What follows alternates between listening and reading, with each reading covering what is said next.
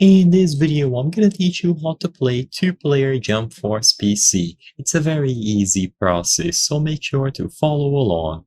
Playing two players versus in Jump Force on PC is extremely simple. You will be able to play against each other on the same platform, including PC, by connecting an additional controller. So to start, all that you have to do is go ahead and connect the controller to your PC. This can be done with a cable or wirelessly.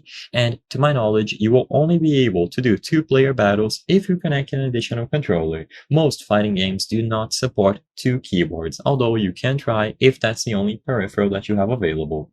Once you connect the controller either by plugging it into any of the available USB ports or by using something like Bluetooth or a wireless dongle, you will be able to go inside of Jump Force, and on the lobby, what you have to do is look for this specific booth here. If you go over to this booth with the blue lights that you see above, you will be able to find the offline battle counter.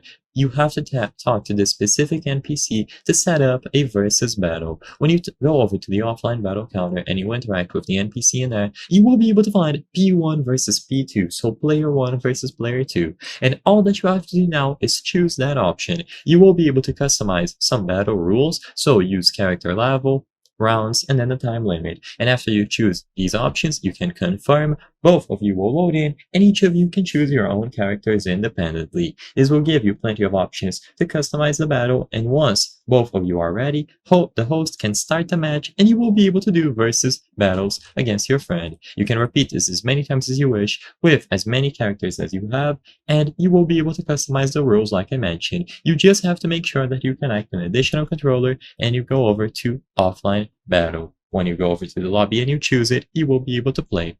I hope I was able to help you on how to play two-player in Jump Force PC. If this video helped you, please be sure to leave a like and subscribe for more very easy tips. Thank you for watching.